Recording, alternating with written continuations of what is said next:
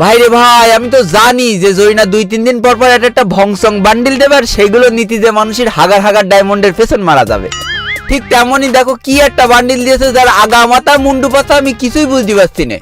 তারপরেও এটা নীতিতে মেলাগুলো ডায়মন্ড খরচ হওয়ার কথা ছিল, কিন্তু না ভাই, আমি যেখানে সেখানে এত ডায়মন্ড খরচ হওয়ার কোনো মানেই হয় না। তোমরা সকলেই জানো আমি সবসময় অল্প টাকায় ভলভো গাড়ি চালাই, সে যেভাবেই হোক। তাই আর দেরি কেন, যারা এই বান্ডিলটা নেওয়ার কথা চিন্তা করছো তারা আজকের ভিডিওটা দেখতে থাকো। তো বেশি ব্যাকপ্যাক না করে ছোট্ট একটা ইন্ট্রো দিয়ে আজকের ভিডিও শুরু করা যাক।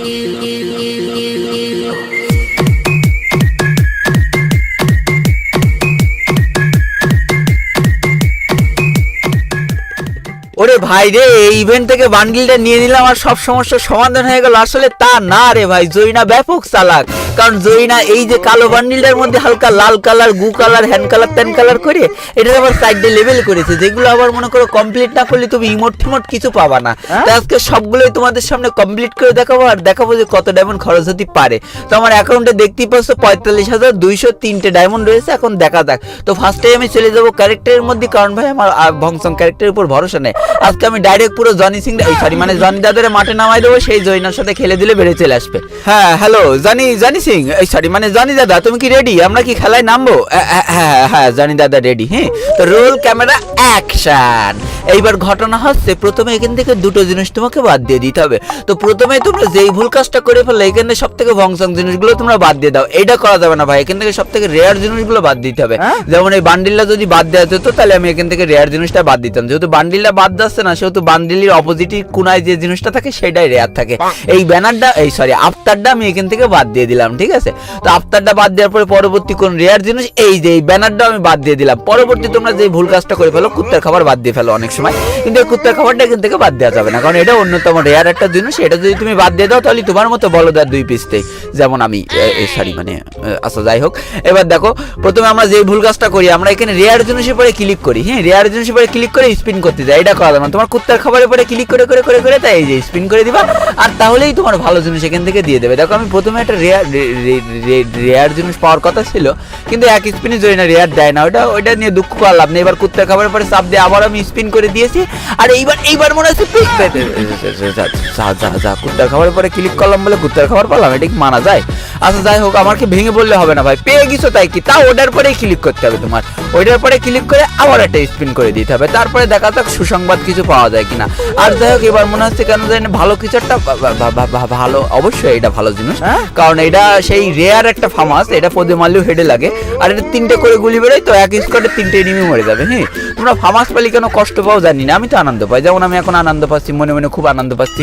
এবার দেখা যাক আরো একটা স্পিন করে দিও। তো ডায়মন্ডে নিচ্ছে, এখানে প্রত্যেকটা জিনিসই কিন্তু রেয়ার। এই যে এই এক্সামেটটাও কিন্তু একটা রেয়ার জিনিস।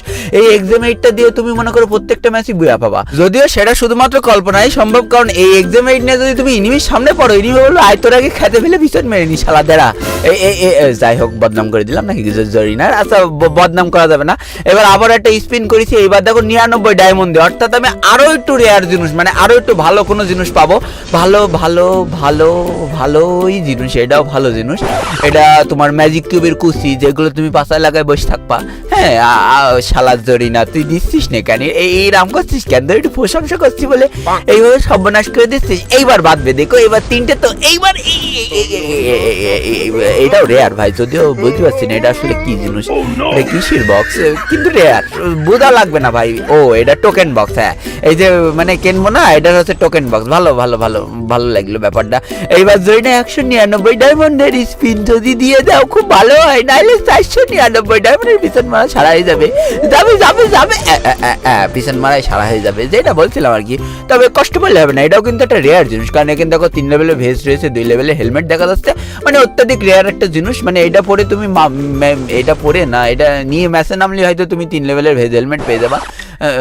জরিনা, শালা জরিনা। এবার দেখো তোমাদের একটা টিপস অ্যান্ড ট্রিক্স শিখাই দিচ্ছি, নরম সুরে একটা টিপস অ্যান্ড ট্রিক্স শিখাই দিচ্ছি।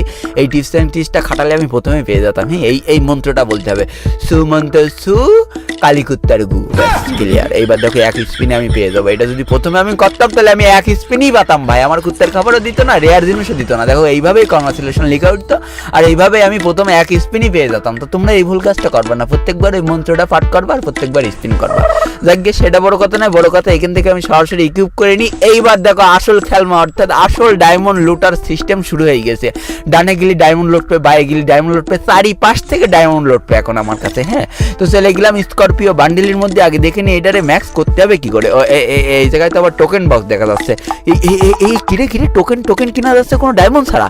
বাবা গিলিস লেগেছে, জরিনার গিলিস ফ্রিতে এখন ঘা দিয়ে দেবো, দেরি করো। দাঁড়া একটুখানি দেখে নি যে এখান থেকে টোকেন কিনা যাচ্ছে কিনা। দুটো কিনে প্রথমে দেখি যে আসলে ডায়মন্ড লাগছে কিনা। ওরে বাবা জরিনা শালা যাতে মাতাল তালে ঠিক। হ্যাঁ, কিনা যাচ্ছে না, এখানে ডায়মন্ডে দেখাচ্ছে না, কিনতেও পারবা না। তাহলে আর কি করার, এখন চলো লেভেল আপ তো করতে হবে, 400 টোকেন মিনিমাম লাগবেই। তো চলো আমরা টোকেন কিনে নিয়ে আসি। হ্যাঁ, এখন টোকেন কিনতে যাবো আর দেখবো নিজের পাশায় কিভাবে নিজে বাস দেওয়া লাগে। এইটাই বলছিলাম আর কি। এইগুলোরে বলে জরিনার ঠান্ডা মাথায় বাস দেওয়া। হ্যাঁ, প্রথমে ড্রেস আপটা নাও, তারপরে আবার সেটা ম্যাক্স করো। কন্তে ম্যাক্স করতে দেখে আসি এই টোকেন এই জায়গার থেকে একটা বক্স 40 ডায়মন্ড করে। ওরে বাবারে কতগুলো বক্স লাগবে না। সর্বোচ্চ গেলি মনে করো তুমি 1300 ডায়মন্ডে 50টা বক্স কিনলি মনে করো পেয়ে যেতে পারো। তার আগে আমি ক্যারেক্টারটা চেঞ্জ করি। আজকে জনি দাদা জরিনার পিছন নামের আমার পিছনে মেরে দিয়েছে, এই জন্য আমি নিজস্ব ক্যারেক্টার নিয়ে চলে আইছি। হ্যাঁ, নিজস্ব ক্যারেক্টার একদম। ওইটা আবার কি ভাই বুঝলাম না তো। এখানে আবার জলছে কেন? আজকে তো কাস্টম দেওয়ার ডেট না, কি দিয়েছে আজকে? তো শুক্রবার আছে। ও ডেলি বোনাসের মধ্যেও রেয়ার জিনিস দেবে। শনি যখন পিছন দিয়ে যায় তখন সব সময় যায়। দেখো রেয়ার জিনিস দিয়েছে, বলিলাম না রেয়ার জিনিস দেবে। আরো একটা কি হয়ে গেল? এটা সর্বনাশ কৃষ্ণ। এইটা না আমি ডায়মন্ড দিয়ে নিলাম, তাহলে আমার টোকেন বক্সে ফ্রি দিয়ে দিল মেইলি বক্সে। হ্যালো জরিনা, তুমি এত ভালো তো না, তুমি এত ভালো হলে কিভাবে? ও বাবা, আবার FF টোকেন দিয়েছে। তার মানে টোকেনগুলো দিয়েছ তো, আমার টোকেনগুলো দিলেই হচ্ছে। ড্রেস আপ নিয়ে আমি কি করবো? ড্রেস আপ তো অলরেডি ডায়মন্ডের পিছন মেরে নিয়ে ফেলেছি। হ্যালো জরিনা, আমার টোকেনগুলো দিও, নাহলে টোকেন আবার কিনতে গেলে মনে খুব কষ্ট লাগবে। টোকেনগুলো দিয়েছে জরিনা। আরে তাহলে বান্ডেলটাও তো ক্লেম করলে ফ্রিতে পেয়ে যেতাম। আমি বুঝি না প্রত্যেকবার আমার সাথেই কেন এমন ঘটে প্রত্যেকবার আমার সাথেই। যাকে এখন দুঃখের কথা যত বলবো তত বাড়বে। তো ঘটনা আছে এক এক করে তুমি আনলক করতে পারবে। এখান থেকে যদি তোমার লালটাই আনলক করতে হয় এমন কোনো ব্যাপার না। তোমার যদি ফার্স্টে এই জিনিসটা পছন্দ হয়, তুমি কষ্ট করে 100 টোকেন গুছাইছো, তুমি এইটাই আগে মনে করো আনবক্সিং করতে পারবা। আর ওখান থেকে একটা করে আনবক্সিং করবা, তলার একটা করে ইমোট খুলে যাবে। উপর থেকে সিচিং ফাঁক হবে, তলার থেকেও সিচিং ফাঁক হবে, ঠিক আছে? যখন একটা ফুটো খুলবে না, মানে সামনে পিছনে দুদিকের ফুটো খুলে যাচ্ছে। দেখো আবার একটা খুললাম, আবার একটা মনে করে ইমোট খুলে গেল। বাবা জরিনা লুটে নিয়ে আর কি রকম সিস্টেম দেখলে। তাহলে এবার আলু ফাঁক, পটল ফাঁক, এবার হচ্ছে চিচিঙ্গা ফাঁক। এবার চিচিঙ্গা ফাঁক বলে আমি 4 নম্বর বান্ডিলটাও খুলে ফেলবো, আর 4 নম্বর ইমোটটাও আমার খুলে যাবে। এবার চলে একটু দেখে আসি যে আসলে বান্ডিলগুলোর সাথে যে ইমোটগুলো দিয়েছে সেগুলো ব্যাকগ্রাউন্ড কালো হয় নাকি হয় না। হ্যাঁ, তো এই দুটো ইমোট আমি পাইছি, এই দুটো ইমোট আমি নিয়ে নিয়েছি, কিন্তু ইমোট দুটো ব্যাকগ্রাউন্ড কালো হয়নি।